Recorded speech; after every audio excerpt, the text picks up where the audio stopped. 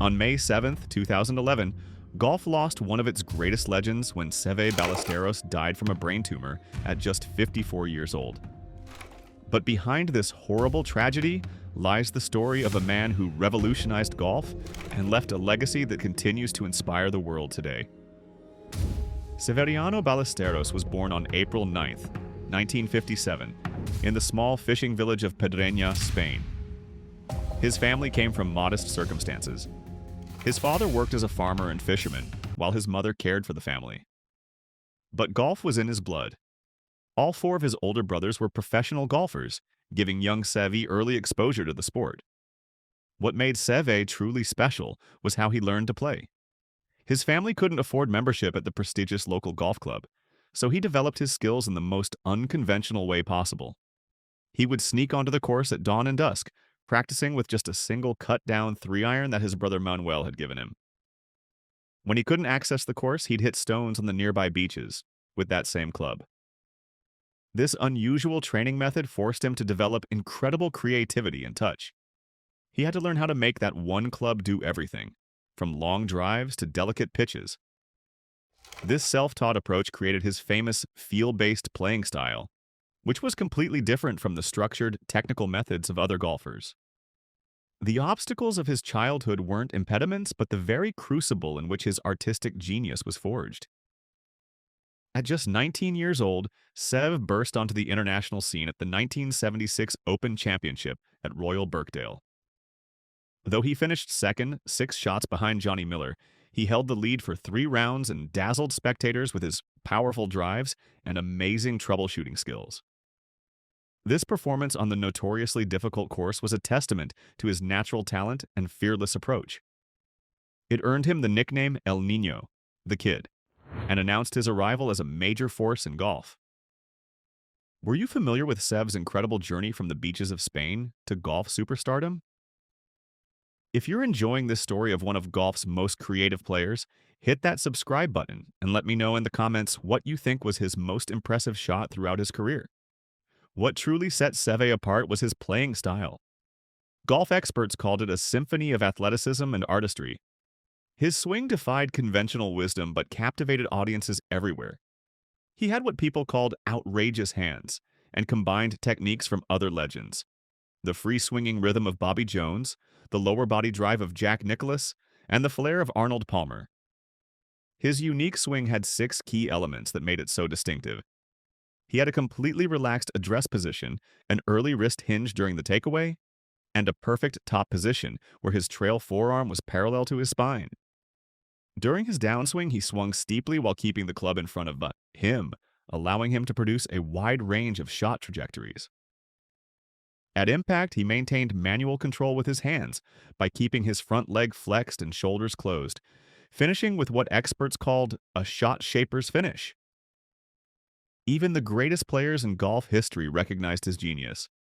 Jack Nicklaus said Seve could create shots, invent shots, and play shots from anywhere, and that he could do anything with a golf club and a golf ball. Tiger Woods praised his creativity and inventiveness, stating they may never be surpassed.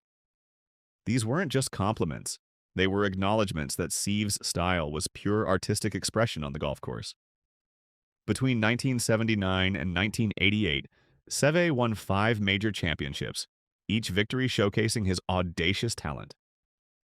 His first major win came in 1979 at the Open Championship at Royal Lytham. At 22, he became the youngest Open winner of the 20th century and the first golfer from continental Europe to win a major since Arnaud Massy in 1907. This victory was immortalized by his famous car park shot on the 16th hole. After a wayward drive, his ball landed in a temporary car park.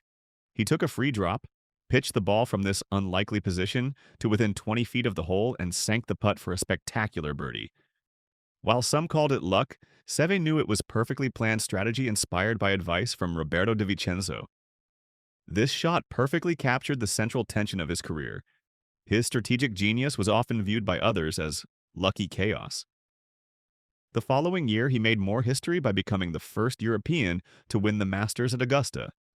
At just 23, he was also the youngest winner at the time. His performance was marked by a stunning first-round 66, after which he joked, "I used my head more and my muscles a little less." But his win was filled with characteristic drama. On the 17th hole of the second round, he hooked his tee shot so badly that it landed on the 7th green, 45 yards away. Despite this absurd position, he played a blind 7-iron shot over a grandstand and sank the putt for another remarkable birdie. Afterward, he famously said, "Players who keep hitting fairways are boring," perfectly capturing his rebellious spirit. Seve would go on to win 3 more majors: the 1983 Masters, his second green jacket, the 1984 Open at St. Andrews, which he described as the happiest moment of my whole sporting life, and his final major, the 1988 Open at Royal Lytham. Seve's career wasn't just about victories. It was also about battles that shaped the future of golf. In 1985, he was suspended from the PGA Tour for playing only 9 tournaments instead of the required 15. But this wasn't simple rebellion. Seve was fighting to dignify the European Tour, believing the PGA Tour's demands infringed on his loyalty to European golf. By challenging the all-powerful American Tour, he became a symbol of European pride and independence. The tension between Seve and American players reached its peak at the 1991 Ryder Cup at Kiowa Island, known as the War on the Shore. He clashed with Paul Ozinger and Chip Beck over a rules violation where they were accused of playing a wrong ball and not owning up to it until challenged. This created a flashpoint that highlighted deep-seated tensions. While some saw his actions as antagonistic, from a European perspective, his fiery spirit became a powerful rallying point that transformed the Ryder Cup from a hopelessly one-sided American exhibition into a passionate battle of continental pride. Seve was part of an extraordinary group called the Famous Five: himself, Nick Faldo, Bernhard Langer, Sandy Lyle, and Ian Woosnam. All born within 11 months of each other, they collectively won 16 major championships between 1979 and 1996, dismantling the notion of American superiority in golf. As the trailblazer, Seve's early victories inspired his peers and helped elevate the European Tour to become the second largest in the world. Their success not only increased prize money, but set the stage for decades of European dominance in the Ryder Cup.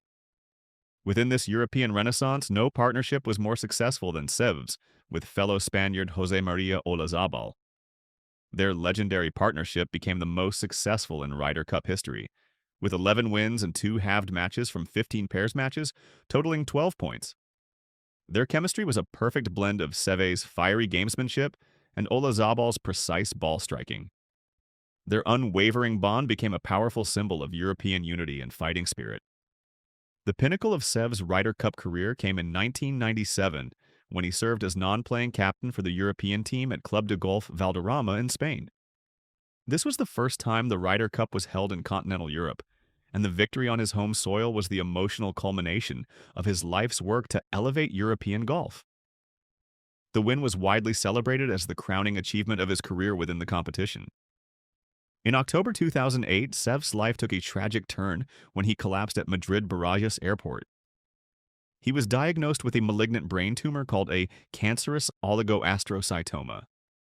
What followed was a grueling medical battle that included 4 separate operations to remove the tumor and reduce brain swelling, followed by rounds of chemotherapy.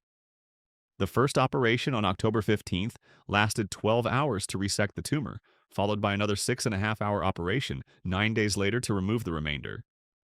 Despite early signs of improvement and being discharged in December to begin outpatient treatment, his health deteriorated rapidly in his final months. But even facing this unbeatable opponent, Seve fought with the same flair, passion, and fierce determination that defined his golf game. Before his passing, he established the Seve Ballesteros Foundation in 2009 with a dual mission: to honor his life and achievements, and to fund scientific research to find a cure for brain cancer.